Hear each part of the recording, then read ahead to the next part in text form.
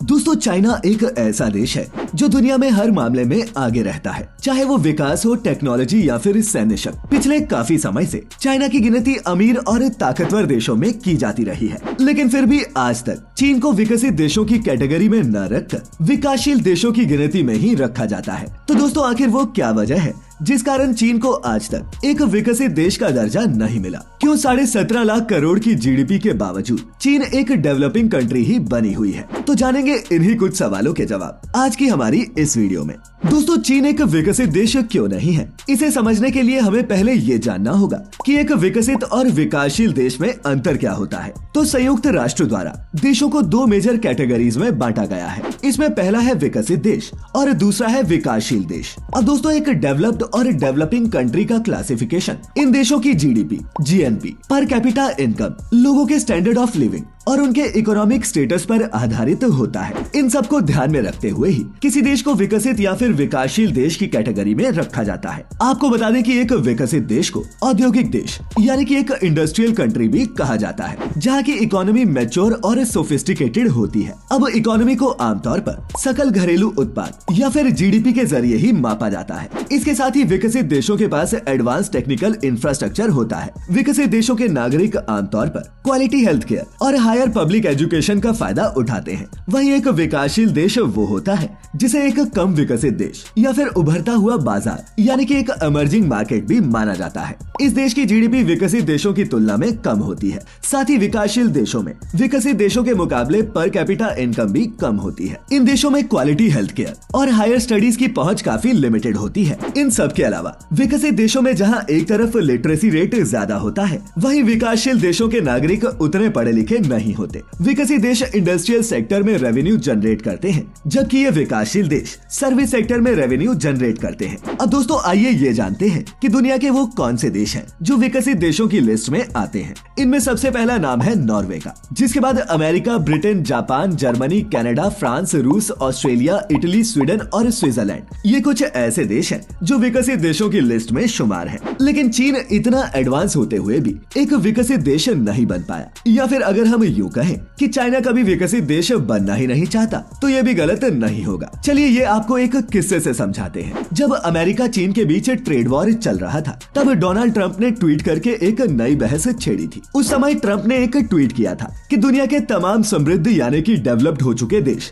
विश्व व्यापार संगठन यानी कि WTO के नियमों से बचने और स्पेशल प्रेफरेंस पाने के लिए विकासशील होने का दावा कर रहे हैं, और ऐसे में अब ये नहीं चलेगा। यहाँ तक कि ट्रंप ने यूएस ट्रेड रिप्रेजेंटेटिव यानी कि अमेरिकी व्यापार प्रतिनिधि को इसके खिलाफ कार्रवाई करने का निर्देश भी दिया था, ताकि अमेरिका की कीमत पर ये तमाम देश सिस्टम को धोखा न दे सके। उस वक्त ट्रंप का सीधा सीधा इशारा चीन की ओर था। उसी दौरान ट्रंप ने एक और ट्वीट किया था कि चीन जो एक इकोनॉमिक सुपर पावर है, उसे भी वर्ल्ड ट्रेड ऑर्गेनाइजेशन में विकासशील देश का दर्जा हासिल है, और इस कारण अमेरिका की कीमत पर चीन हर तरह के लाभ उठाता है। ऐसे में WTO अमेरिका के साथ अन्याय कर रहा है। साथ ही ट्रंप ने WTO की व्यवस्था में बदलाव के लिए सभी साधनों का इस्तेमाल करने का भी निर्देश दिया था। वहीं आपको बता दें कि अमेरिका की इस पहल में ऑस्ट्रेलिया भी कूद पड़ा था। तब अमेरिका के दौरे में ऑस्ट्रेलियाई प्रधानमंत्री स्कॉट मॉरिसन ने चीन को नई विकसित अर्थव्यवस्था यानी कि न्यू डेवलप्ड इकोनॉमी कहा था, और ट्रंप की बात का समर्थन किया था।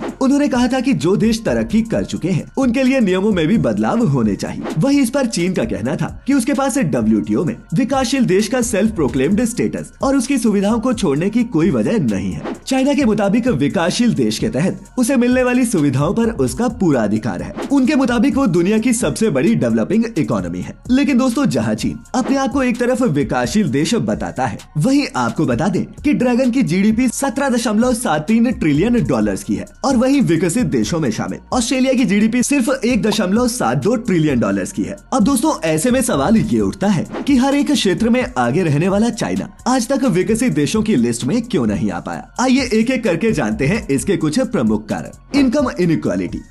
दोस्तों अगर हम चीन की अर्थव्यवस्था की बात करें तो ये दुनिया में दूसरे पायदान पर आती है। यही नहीं, दुनिया के सबसे ज्यादा अरबपति भी इसी देश में बसते हैं। लेकिन भले ही दोस्तों चीन में इन अरबपतियों की भरमार हो, लेकिन यहाँ के सब लोगों की इनकम सेम नहीं है। चाइना में इकोनॉमिक ग्रोथ के बावजूद देश में अभी भी लोगों की इनकम में बहुत ज्यादा अंतर है। इसका सीधा सा मतलब ये है कि इकोनॉमिक ग्रोथ से आए बेनिफिट्स चीन की आबादी के बीच बराबरी से बांटे नहीं गए। और जहाँ एक तरफ यहाँ के बहुत से लोग अरबपति हैं, तो वहीं बहुत से लोग आज भी गरीबी में जी रहे हैं। हालांकि चीनी सरकार वहाँ के लोगों को गरीबी से बाहर निकालने के लिए लगातार कोशिशें कर रही है, लेकिन फिर भी वहाँ के लोगों की इनकम में काफी असमानता है। Environmental degradation.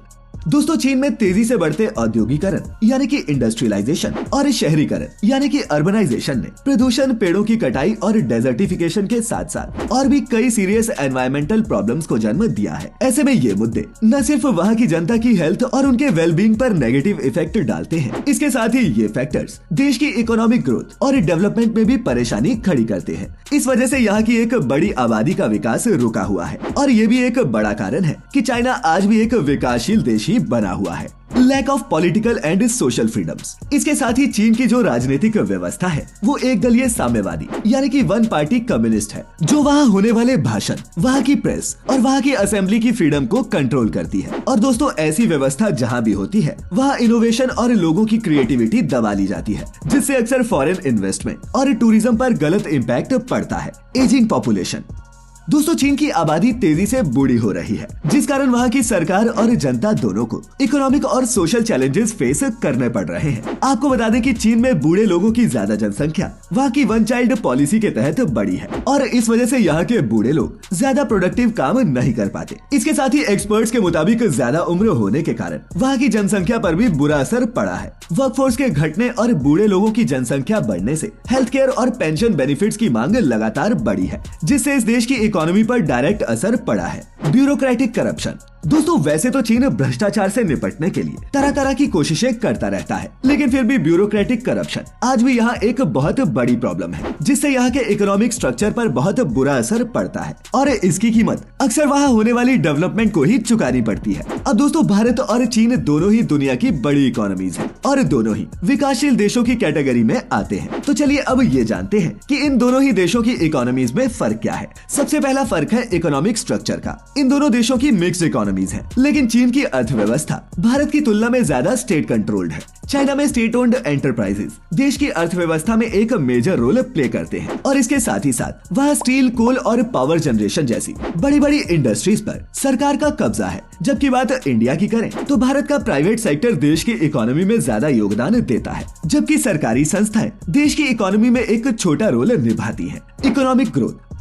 वही बात अगर दोनों ही देशों के आर्थिक विकास की करें तो भारत और चीन दोनों ने ही पिछले कुछ सालों में काफी स्ट्रॉन्ग इकोनॉमिक ग्रोथ दिखाई है। लेकिन दोस्तों चीन की पर कैपिटा जीडीपी इंडिया के कंपैरिजन में बहुत ज्यादा है। जानकारी के लिए बता दें कि चीन की पर कैपिटा जीडीपी करीब $9,771 है, जबकि भारत की पर कैपिटा जीडीपी सिर्फ $2,170 है, जो चीन के मुकाबले सिर्फ 25% है। Export oriented versus domestic oriented. दोस्तों चीन की इकोनॉमी ज्यादा एक्सपोर्ट ओरिएंटेड रही है, जबकि भारत में डोमेस्टिक ओरिएंटेड इकोनॉमी ज्यादा है। जहां एक तरफ भारत की इकोनॉमिक ग्रोथ डोमेस्टिक कंजम्पशन से ज्यादा चलती है, वहीं चीन की इकोनॉमिक ग्रोथ इंटरनेशनल एक्सपोर्ट्स पर ज्यादा निर्भर करती है। इंफ्रास्ट्रक्चर।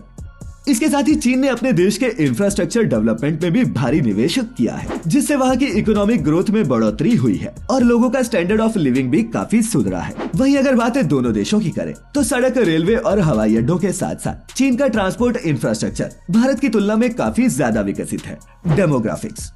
वहीं अगर बात दोनों देशों की जनसंख्या की करें तो जहां भारत की जनसंख्या 1.417 बिलियन है, वहीं आज चीन की जनसंख्या भारत से पीछे 1.412 बिलियन है। अब दोस्तों नंबर्स में भले ही ज्यादा फर्क ना हो, लेकिन दोनों ही देशों के एज स्ट्रक्चर में काफी फर्क है। एक तरफ जहां चीन की आबादी बूढ़ी हो रही है, वहीं भारत में युवाओं की संख्या तेजी से बढ़ती जा रही है, जो हमारी अर्थव्यवस्था के लिए एक बहुत अच्छा संकेत है। तो दोस्तों आपको क्या लगता है, क्या भारत कभी चीन की अर्थव्यवस्था को पीछे छोड़ पाएगा? अपनी राय नीचे कमेंट्स में हमें जरूर बताएं। और आज की ये वीडियो इंटरेस्टिंग लगी हो तो इसे अपने दोस्तों के साथ शेयर जरूर करें। ऐसी सभी वीडियोस देखते रहने के लिए जुड़े रहे द मिस्टिकल एंड परिवार के साथ। तो फिलहाल आज के लिए बस इतना ही। अब इजाजत दें।